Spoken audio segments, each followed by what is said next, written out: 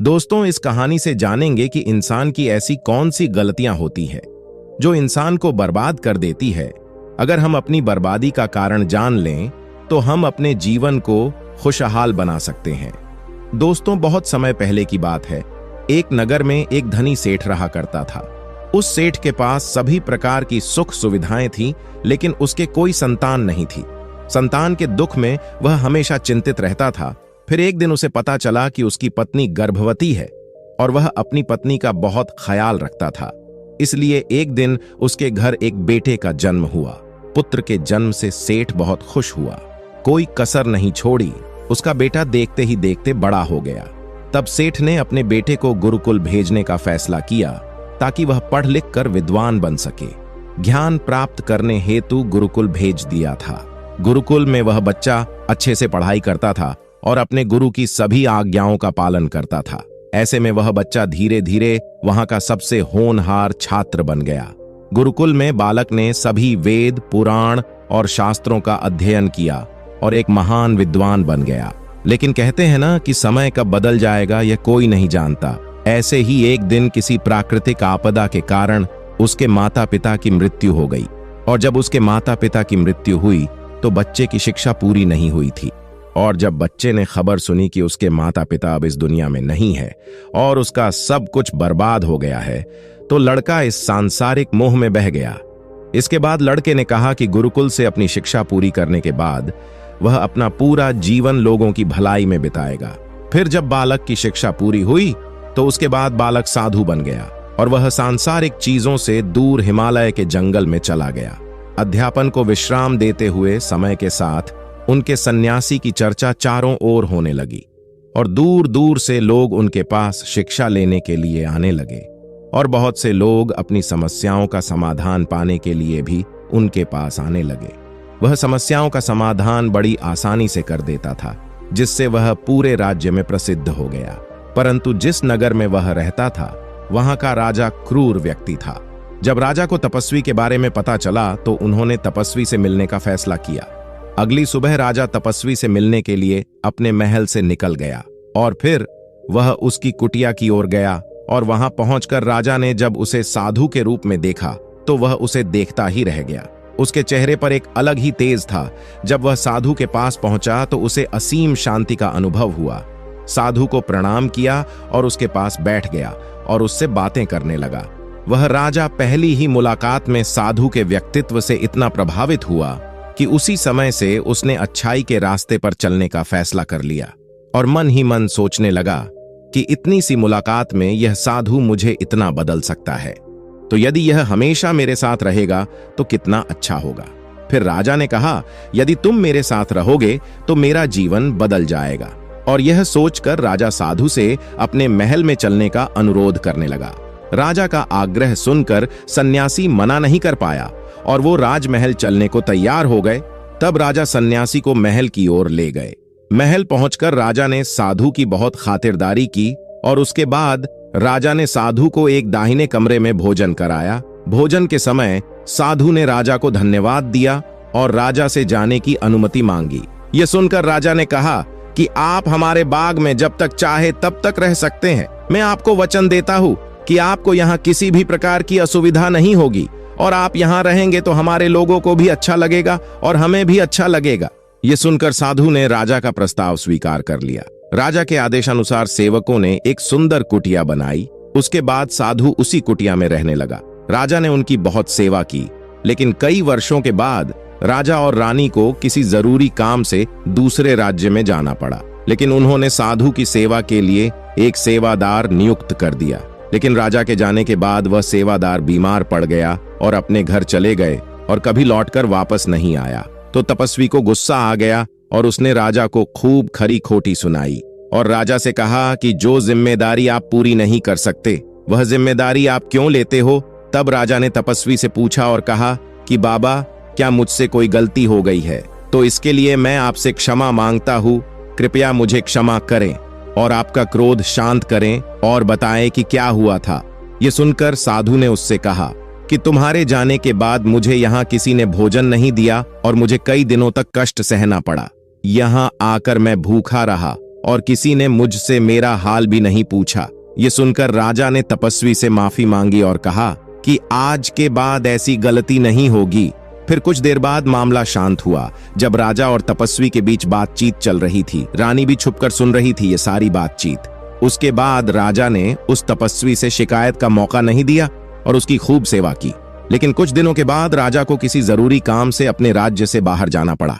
लेकिन इस बार राजा ने राज्य से बाहर जाने से पहले अपनी रानी से कहा कि जब तक मैं ना आऊं तब तक तुम स्वयं ही उस तपस्वी की देखभाल करोगी। यह सुनकर रानी बोली, हाँ महाराज, आप अवश्य जाइए, मैं सन्यासी महाराज की अच्छी देखभाल करूंगी। बाद में रानी प्रतिदिन भोजन बनाकर सन्यासी महाराज के पास भेजती थी। लेकिन एक दिन रानी स्नान करने चली गई और साधु को भोजन देना भूल गई और भोजन नहीं आया। इसके बाद साधु ने सोचा कि वह स्वयं महल में जाकर देखेगा कि अब तक भोजन क्यों नहीं आया, और फिर वह महल में पहुंच गया। जब वह महल के अंदर पहुंचा तो वहां उसकी नजर रानी पर पड़ी। रानी के लंबे लंबे घने काले बाल जो कि उसकी कमर पर लहरा रहे थे, उसकी कजरारी आंखें जो देखने मात्र से ही घायल कर दे, उसकी हिरनी जैसी चाल। रानी के इतने सुंदर रूप को देखकर सन्यासी चकित हो गया और रानी की सुंदरता सन्यासी के मन को घायल कर गई और वह वहां से बिना कुछ कहे ही अपनी कुटिया में लौट आया। सन्यासी रानी के रूप की सुंदरता को भुला ना सका और वह खाना पीना छोड़कर अपनी कुटिया में पड़ा रहा। उसने कई दिनों तक कुछ भी नहीं खाया, जिस वजह से वह बहुत कमजोर हो गया। फिर कुछ समय बाद राजा वापस लौटे और जब उसे सन्यासी की हालत का पता चला तो वह सीधे सन्यासी के पास पहुंच गए और बोले कि है भगवान, क्या बात है, आपको क्या हो गया और आप इतने कमजोर कैसे हो गए? किस गहरी सोच में डूबे हो? क्या मुझसे कोई गलती हो गई है? तब साधु ने कहा, नहीं नहीं राजन, आपने कोई गलती नहीं की है। यह सुनकर राजा बोले, तो फिर क्या बात है, आप मुझे बताए, मैं आपकी समस्या का समाधान अवश्य करूंगा। यह सुनकर तपस्वी ने राजा से कहा कि आपकी रानी की अद्भुत सुंदरता को देखकर मैं उसकी सुंदरता पर मोहित हो गया हूं और अब मैं रानी के बिना नहीं रह सकता। यह सुनकर राजा हैरान हो गया और कुछ देर सोचने के बाद राजा ने उस सन्यासी से कहा, मैं आपको रानी दे दूंगा। यह सुनकर सन्यासी बहुत प्रसन्न हुआ। फिर राजा सन्यासी को लेकर महल चले गए और जब राजा और सन्यासी महल पहुंचे तो उस दिन रानी ने अपने सबसे सुंदर वस्त्र और आभूषण पहने थे। फिर राजा रानी के पास गया। राजा ने रानी से कहा कि इस साधु की मदद करनी चाहिए, वह बहुत कमजोर स्थिति में जा चुका है और मैं नहीं चाहता कि एक बुद्धिमान व्यक्ति की हत्या का कलंक मेरे सिर पर लगे। राजा की यह बात सुनकर रानी ने राजा से पूछा कि आखिर इन सन्यासी के इस दुख का कारण क्या है? तो राजा ने रानी से कहा कि सन्यासी आपकी अद्भुत सुंदरता के दीवाने हो गए हैं।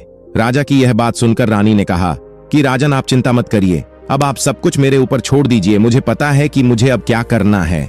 आपके ऊपर ना तो सन्यासी की हत्या का पाप लगेगा और ना ही उससे मेरे पवित्र धर्म का नाश होगा। रानी की यह बात सुनकर राजा ने रानी को सन्यासी को सौंप दिया। उसके बाद सन्यासी रानी को लेकर कुटिया पर पहुंचे। जब रानी सन्यासी की कुटिया पर पहुंची, रानी ने सन्यासी से कहा कि हमें रहने के लिए घर चाहिए, हम इस झोपड़ी में नहीं रह सकते। यह सुनकर सन्यासी राजा के पास गया और राजा से जाकर बोला कि हे राजन, हमें रहने के लिए घर चाहिए।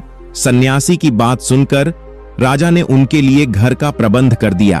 फिर सन्यासी रानी को लेकर घर पहुंचा। जब रानी सन्यासी के साथ उसके घर पर पहुंची तो रानी ने सन्यासी से कहा कि यह घर तो बहुत गंदा है और इसकी हालत बहुत खराब है, मैं इस घर में नहीं रह सकती। यह सुनकर सन्यासी फिर से राजा के पास गया और राजा के पास जाकर बोला, राजन, जो आपने हमें घर दिया है उस घर की हालत बहुत खराब है। सन्यासी की बात सुनकर राजा ने उसे घर की हालत ठीक करवा दी। उसके बाद फिर रानी घर के अंदर गई और नहा धोकर बिस्तर पर आ गई।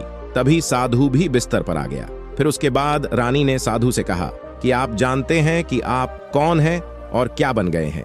आप एक महान साधु थे जिनके लिए राजा स्वयं सभी आवश्यक चीजें उपलब्ध कराते थे, जिनके पास दूर दूर से लोग ज्ञान प्राप्त करने आते थे, जो लोगों को सत्य का मार्ग दिखाते थे, जो लोगों की समस्याओं का समाधान करते थे, जिन्हें सभी लोग गुरु मानते थे, जिसे सब लोग भगवान मानकर पूजते थे, और आज आप वासना के कारण मेरे गुलाम हो गए हैं। रानी की यह बात सुनकर साधु को झटका लगा और उसे एहसास हुआ कि वह एक साधु है और यह सब क्या कर रहा है। वह ये सब सुख सुविधाएं छोड़कर शांति की तलाश में जंगलों में चला गया। जोर जोर से रोने लगा और चिल्लाने लगा और रानी से कहने लगा कि मुझे क्षमा कीजिए महारानी, मैं यह क्या करने जा रहा था, मैं अभी आपको राजा को सौंप कर आता हूँ। सन्यासी की बात सुनकर रानी ने सन्यासी से प्रश्न किया कि साधु महाराज, मेरे मन में एक प्रश्न उठ रहा है, कृपया मेरे प्रश्न का उत्तर दीजिए। रानी की बात सुनकर सन्यासी ने कहा कि पूछो, तुम्हारा क्या प्रश्न है। फिर रानी ने कहा कि जब आपको उस दिन भोजन नहीं मिला तो आप बहुत क्रोधित हो गए। तब मैंने आपके ये रूप पहली बार देखा था और तभी से मैं आपके व्यवहार में परिवर्तन महसूस कर रही थी। ऐसा क्यों हुआ साधु महाराज, आखिर आपको इतना क्रोध क्यों आया। रानी की बात सुनकर सन्यासी ने रानी को समझाया कि जब मैं जंगल में था तो मुझे समय पर भोजन भी नहीं मिलता था, लेकिन जब मैं महल में आया तो महल में आने के बाद मुझे सारी सुख सुविधाएं मिली और फिर मैं इन सभी सुख सुविधाओं के मोह में फंस गया और मुझे इसके प्रति लगाव उत्पन्न हो गया और फिर मुझे इसको पाने का लालच उत्पन्न हो गया और जब मुझे यह नहीं मिला तो मेरे अंदर क्रोध उत्पन्न हुआ।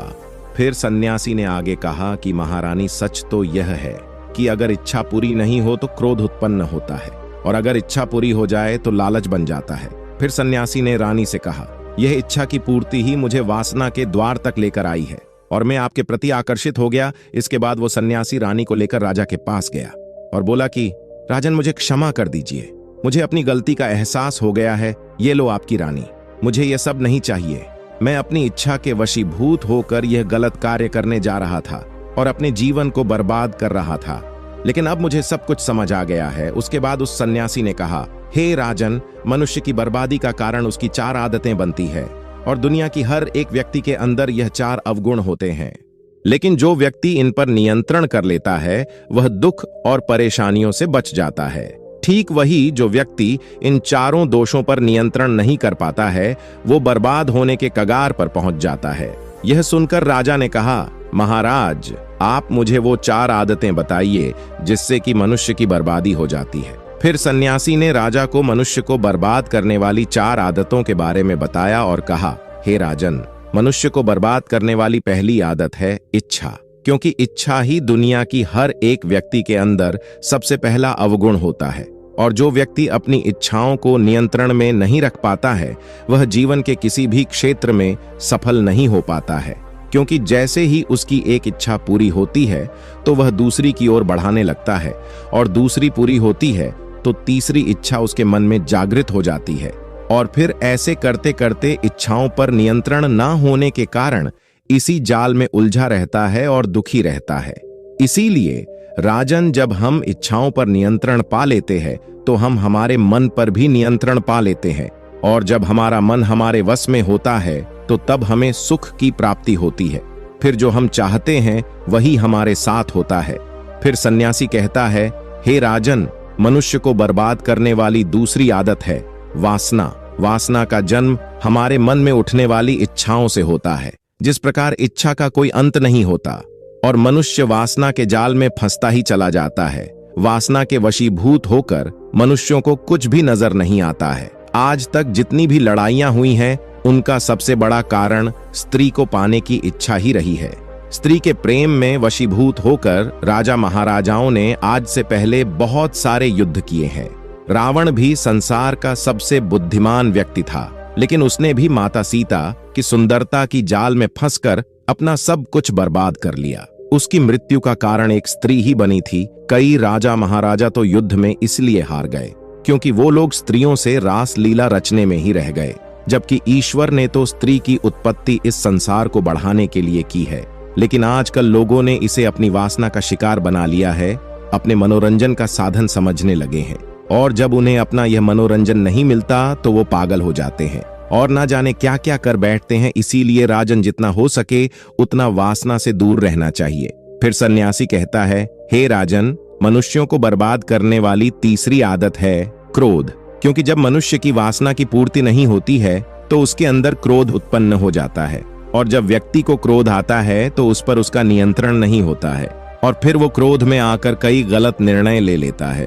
वो दूसरों को भला बुरा कह देता है, गालियां निकाल देता है और जब उनका क्रोध शांत होता है तो उन्हें अपनी गलती का एहसास हो जाता है, लेकिन तब तक तो सब कुछ बर्बाद हो चुका होता है।